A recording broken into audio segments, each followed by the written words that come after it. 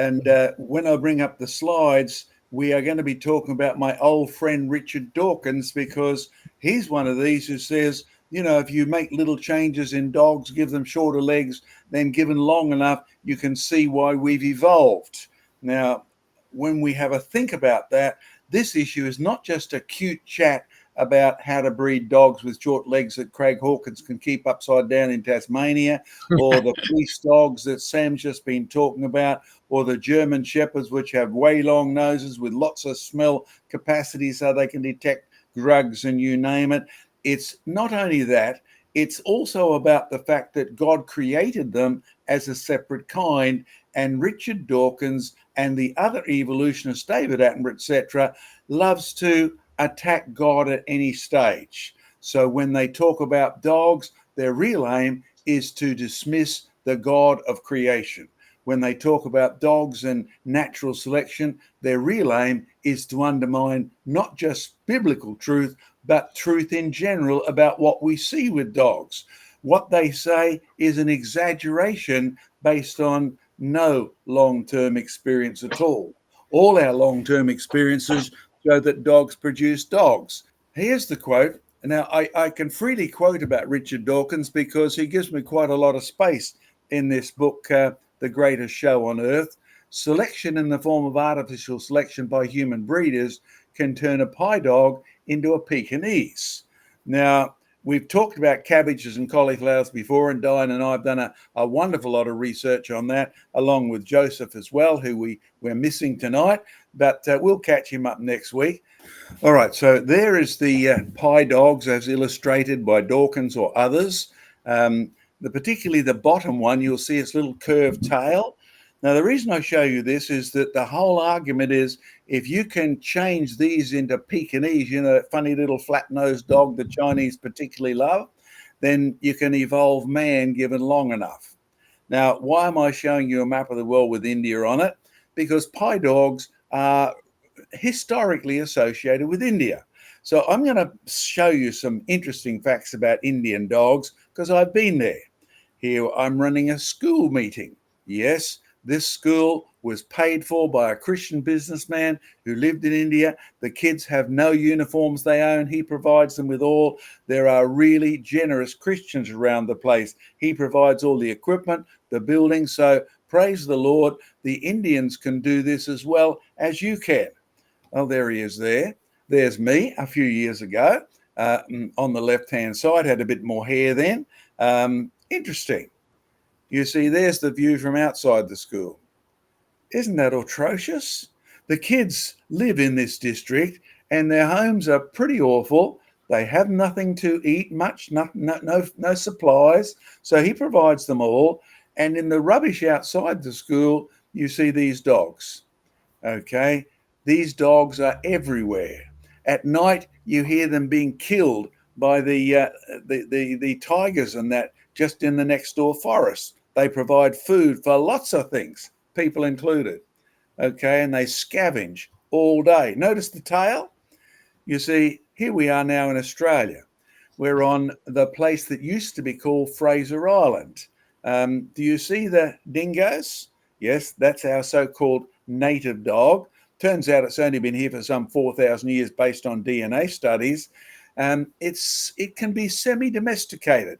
Why do I say that? Well, it lives on the edges of Aboriginal camps. It will meander around the edges of cattle stations. It will actually even breed with what we call domestic dogs. And when we actually look at where the dogs have traveled, now what you're looking at here is a portion of Dr. John Osgood's lecture recently on the origin of the Australian Aborigines. But one of the things that's been noticed is wherever the people went from the middle of the world over in the Middle East all the way around, they took their dogs with them. And you can actually track their progress by dogs or by people. And when you look at the migration rates across to Australia and the migration routes, you will find it matches dog distribution and dog bones as well. And the types are interesting. You see, here we are down in Victoria in a place called Bunjil's Cave. Now, this group of Aboriginals, Bunjil was the chief creator of everything. Bunjil created basically the universe. Bunjil created the birds and everything. But do you see what's in the pictures? Do you see the dogs? Okay. Now, according to the experts, these are dingoes, and dingoes haven't been here for more than 4,000 years. So the fact is that cave set of drawings was not made by people who are 65,000 years here. That set of cave drawings was made when there were dingoes present that they could see. So it definitely seems that the dingoes and the Aboriginals have arrived along the same routes. There's an interesting portion in the Bible which may very well be about dingoes. It says, his watchmen are blind, writes the book of Isaiah. They are all ignorant. They are all dumb dogs. They cannot bark. Now, did you realize there's a lot of information in the Bible about dogs? There's only two known dogs that don't bark at the moment on the planet. One's the Basenji in Africa, and the other is the dingo in Australia. And you will notice the curved over tail, particularly on the Basenji. You've already seen it on the dingo who's lying down there. It's interesting. There's recently come out this paper back in 2017 on tracing dogs and their distribution and their use in hunting. Okay, there's the dog they're talking about, courtesy of the owner. Look at the tails. Modern Canaan dogs. Canaan, yes. You will find that when Abraham first went into Canaan, there were dogs. When the shepherds were going down to actually check out the new baby in Bethlehem, there were dogs. The shepherds used dogs, Canaan dogs. Look at their tails. In fact, it turns out that this attribute that many of the dingoes possess has given rise to one of our great cattle dogs, the blue cattle dog, or the red heel, is sometimes called, and it's definitely a European / dingo cross. And it's marvelous for both endurance. It's got a double coat, so it can stay outside all year long if it likes, and it is brilliant for rounding up things. Dogs, cattle, selection, choosing. Oh, there's a Aboriginal done up for a display. Aborigines and dingoes are almost synonymous, but you see, the Aborigines supposed to be here for 65,000 years, and the dingoes, no way. They've been here for any more than 4,000 years, and both the Aborigines and the dingoes have DNA links back to India, and now further back to the Middle East. Oh, you're wondering what they are? No, that's not in Victoria. That's in North Queensland, not far from where Captain Cook landed after his ship ran into the Great Barrier Reef. There's a set of bats hanging upside down on a cave wall. Why am I showing you this? To remind you that these Aboriginal people who had never seen a European in their recent history that they knew of, and Captain Cook, who'd never actually seen one of these North Queensland Aborigines, actually got along reasonably well. And the Aborigines there had a story about they used to once, everybody that they knew of spoke the same language. Then they had a big party, and next morning they woke up and all of them spoke different languages. You realize when you go around the planet, every race we've dealt with many times has a traditional account of creation. The Aborigines talk about Bunjil, the creator, who created everything, dogs included. They have a story of a big flood. So did Captain Cook, was found in Genesis chapters 7 through to 11. But did you know that even the Aborigines have a story that's just like Babel? The first man in all traditions is always the same color, and none of these things can be explained by evolution. But I'll throw in something extra about about Captain Cook. When he was in Hawaii, he was actually fed dog. Now, to an Englishman, eating dogs is sort of an anathema. Now, think of the number of Chinese shops that have been fined because they would go and catch all the dogs and cats and serve them up as food. Not a done thing in England, but it's done in many cultures. And in Hawaii, one interesting thing emerges out of Captain Cook's diary himself. Do you know what they fed their dogs in Hawaii? The ones they would eat, they fed on vegetables. Don't be surprised. All the creatures in the beginning fed on vegetables. None of this, all of this sort of stuff can be explained by evolution at all. So let's get to domestic dogs and then check our time again. There's one of my friends, and there's her mutant friend. Now, we've had a photographer in creation research for many years who's done some brilliant stuff on dogs, domestic dogs. Oh, he went to a big dog show to photograph for us. Now, do you notice we put a little epithet after the Canis lupus? Canis is Latin for dog. Lupus is Latin for the origin of the dog. It's associated with its color, really, and familiaris. This is the wild dog that lives with us. It's no longer very wild. To show you how well they get along, here's my wife, and there's one of our Canis lupus familiaris. In fact, my dogs are well known for loving people. We train them as much as we can to love the cats, to love the dogs. We have a little bit of trouble when the kangaroos get around the outside of the fence and they want to tear the fence down and chase the kangaroos. And they never seem to catch them, by the way. There's my dog, Canis lupus, very familiaris, a beautiful dog, but from a breed that was bred originally for hunting. Yes, that dog could hunt. That dog could track it down, but that dog was a beautiful dog with a wonderful characteristic which we encouraged. Do you realize that dogs themselves, when you look at their behavior, they reflect their owners? Now, if you're wondering why dogs become nasty, look at their owners. Remember the dog breeder I had standing outside my door here when someone came up to the gate and the dog growled and the hair on its back hackled? Well, he voted with the dog, I voted with the dog, and the guy at the gate, you wouldn't have wanted to know he was a regular con guy. Well, there's where Glenn started reading before. God commanded the earth to bring forth the plants, each after its own kind, and the plants were good.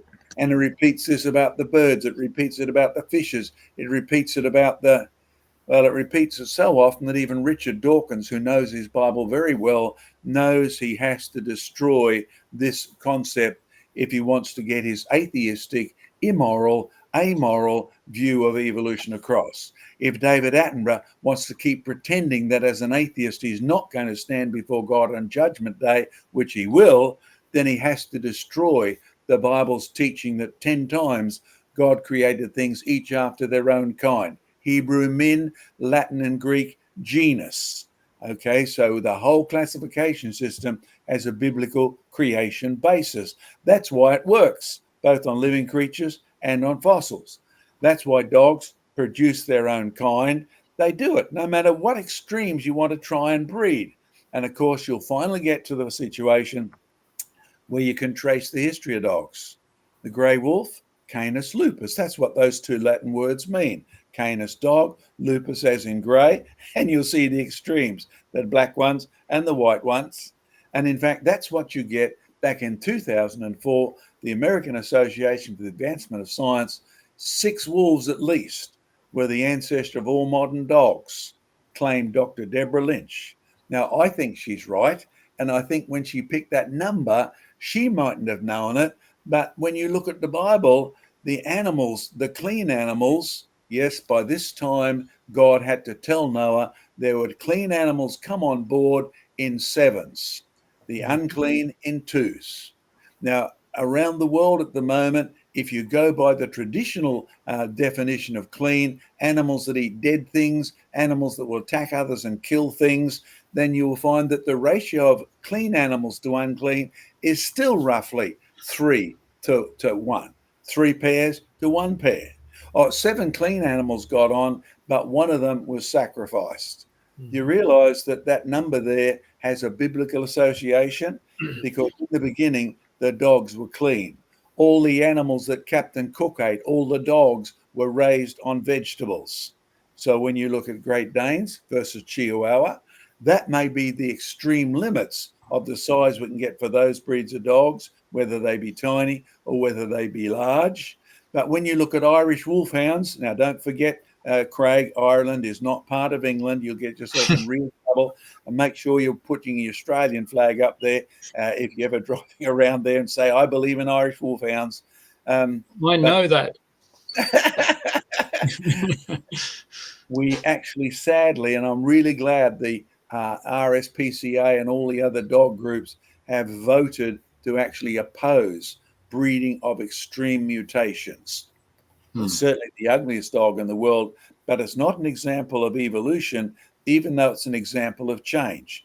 It's an example of devolution, and that's the only sort of change you really see in the planet, even when we use our brains to try and put things back together again. We are struggling to reverse the good to bad to worse rule that happens in the real world. So, as Dr. Glenn was saying, many species, one kind, no evolution at all. Many species, one min, that's the biblical word, the Hebrew word, one genus. Well, in some cases, we know there are only one creature to a genus, one creature to the biblical phylum, one creature to the family. In other cases, there are so many, we don't know where to draw the limits. Sometimes it's easy, sometimes it's not. But it's true of people as well. There's Dr. Diane Eager's borrowed picture. Look at the variation in human beings. And you could artificially breed those colors. In fact, the colors of the different races are largely due to adult preference. I don't want my daughter marrying one of those white ones, or I don't want my son marrying one of those black ones. Societal pressure has maintained those different color variations, even though they are all variations along a linear group. Okay, let's sort of, before we move on to the second section here, give you a reminder. Your Bible is right. You can read it and you can trust it. Now, I'd encourage you, those of you who live in Southeast Queensland, to remember next Saturday from 1 o'clock onwards and next Sunday morning, the next weekend right from now, John Mackay and Steve Cardno will be in Margate Baptist Church and will be running a repeat history of the Australian Aborigines.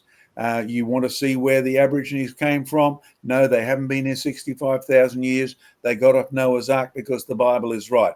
The evidence backs up the Bible being right. The evidence shows you they all spoke one language. The stories in North Queensland back up the Bible story about Babel. The dogs eating vegetables backs up what Genesis says in chapter 1. All right, you're going to have an opportunity to ask some questions shortly, but let's remind you of the real history of dog diet. Sharp teeth, a design killer? Well, that's what I was trained to believe. When you dig up a fossil, sharp teeth, a design killer. Now, these are all dogs I've had experience with. This is my daughter's dog. Look at this crazy little thing. Stealing peas to enjoy and eating them straight out of the garden. In fact, when you look at my dog, look at that nasty, vicious dog. In fact, he loved mangoes, would pick them and eat the fruit off them. No, he didn't eat the fruit at all. He actually removed the fruit so he could get at the hard seed. And then he would use his sharp teeth to actually rip that leathery seed apart and get the really nutritious kernel.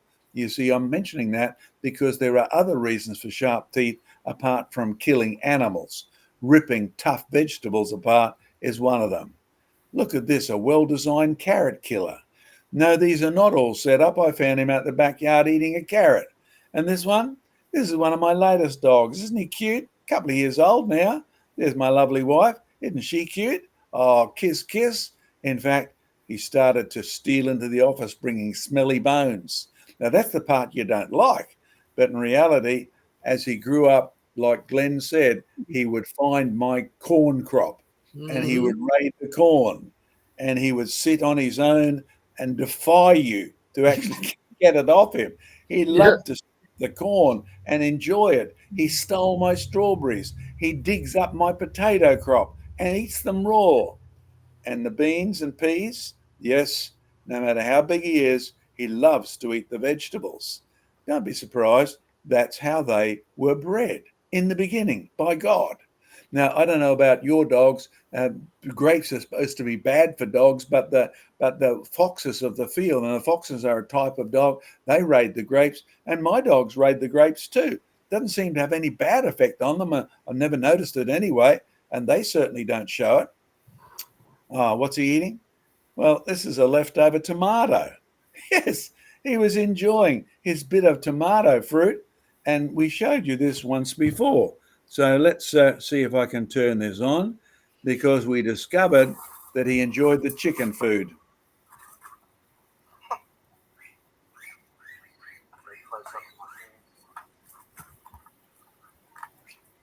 So he was a lovely candidate for Captain Cook's meals in Hawaii. Well, we're not going to eat him, by the way.